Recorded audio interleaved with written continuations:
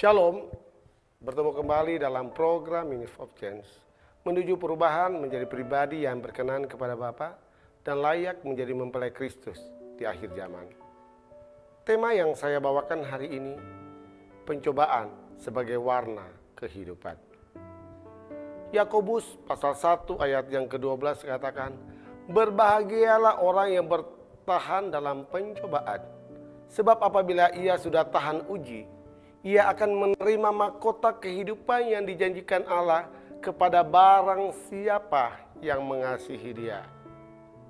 Mendengar kata pencobaan yang terbayang di dalam pikiran kita, di dalam benak kita, adalah sesuatu yang berat, sesuatu yang menyakitkan, sesuatu yang tidak mengenakan, atau sesuatu yang membuat kita gak merasa nyaman.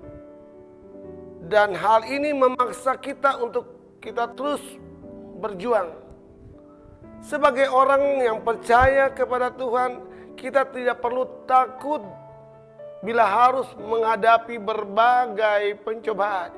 Sebab firman Tuhan sudah jelas menegaskan bahwa pencobaan-pencobaan yang kita alami adalah pencobaan-pencobaan yang tidak melampaui kekuatan kita. Di dalam 1 Korintus 10 ayat yang ke-13 katakan, pencobaan-pencobaan yang kamu alami ialah pencobaan-pencobaan biasa yang tidak melebihi kekuatan manusia. Sebab Allah setia, dan karena itu Ia tidak akan membiarkan kamu dicobai melampaui kekuatanmu.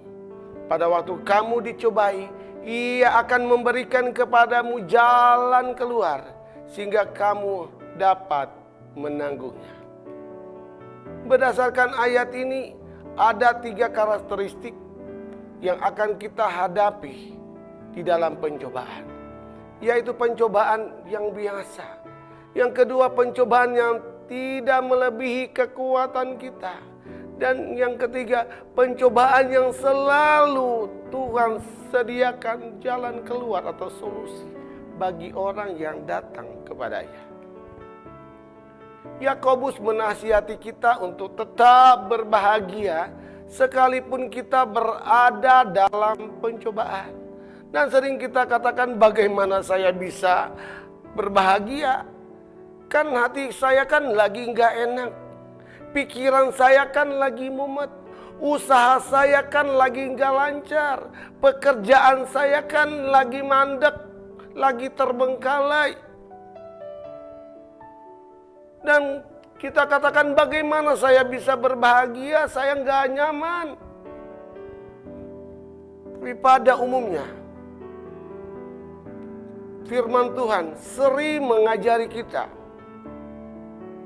bahwa dalam keadaan apapun, baik dalam keadaan yang sulit apapun, apapun masalahmu, apapun yang engkau hadapi, apapun yang kita jalani, kita tahu bahwa Tuhan selalu bersama-sama dengan kita. Tuhan tidak pernah akan meninggalkan kita.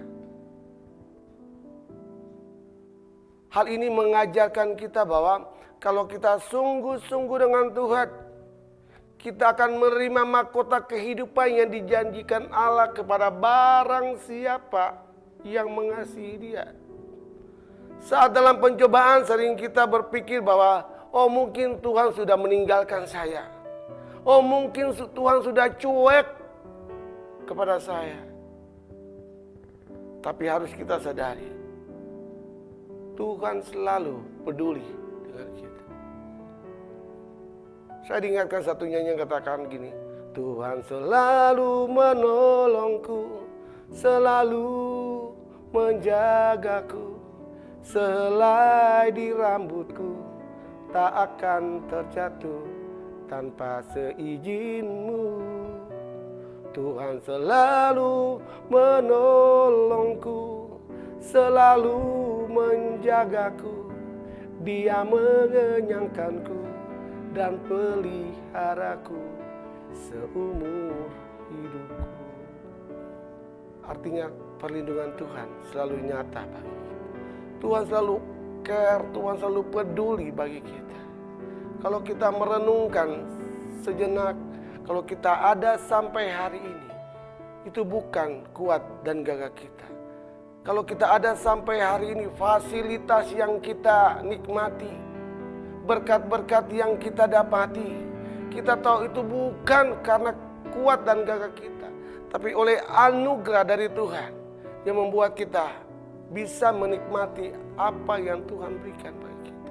Oleh sebab itu Bapak Ibu Saudara, jangan putus asa, tapi percaya kepada janji Tuhan bahwa pencobaan yang kita alami, yang kita jalani, ternyata ada rencana Tuhan yang luar biasa bagi kita. Karena di balik pencobaan itu ada terang kemuliaan Allah, ada janji yang akan kita dapati, ada janji yang akan kita raih.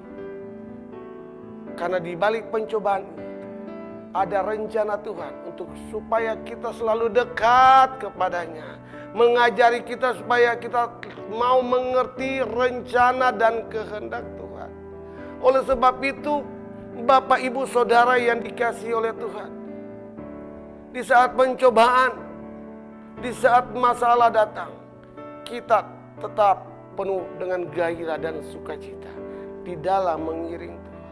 Bahkan kita terus bersaksi dimanapun kita berada, kita harus katakan buat orang-orang yang ada di sekeliling kita bahwa Tuhan sungguh luar biasa. Dia selalu menolong kita, Dia memberikan yang terbaik bagi kita. Oleh sebab itu, berbahagialah dan bersyukurlah bila kita ada di dalam pencobaan. Artinya Tuhan sedang memusatkan perhatiannya kepada kita dan merancang hal-hal yang besar atas hidup saya, atas hidup Bapak Ibu Saudara.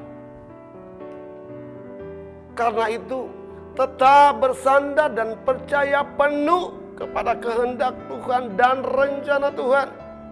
Karena kehendak dan rencananya tidak pernah gagal dan selalu terbaik untuk hidup saya dan Bapak Ibu, bahkan saudara-saudara yang mendengarkan kebenaran firman Tuhan hari ini. Dan melalui pencobaan yang Tuhan lakukan dalam hidup kita, itu Tuhan sedang membersihkan kita, Tuhan sedang memurnikan kita untuk kita menjadi umat yang layak di hadapan. Yohanes 15 ayat 2 katakan, setiap ranting padaku yang tidak berbuah dipotongnya, dan setiap ranting yang berbuah dibersihkannya, supaya ia lebih berbuah banyak lagi. Kita tahu bahwa setiap hal yang kita jalani, Tuhan mau supaya kita tetap bersih di hadapan. Artinya mata kita, hati kita, fokus kita tetap kepada Tuhan. Apapun COVID yang hari-hari ini menjadi pandemi, bahkan di seluruh dunia, melalui peristiwa ini mengajari kita bahwa Allah Tuhan yang kita sembah adalah Tuhan yang dahsyat.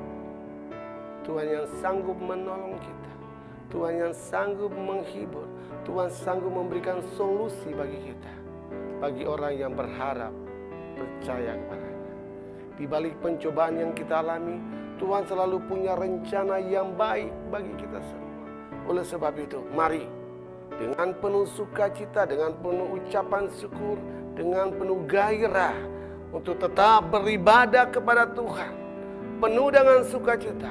Karena di balik semua itu, Tuhan menyediakan yang terbaik. Rencana yang luar biasa Tuhan berikan bagi orang yang bergantung, yang bersandar kepadanya. Tuhan Yesus memberkati.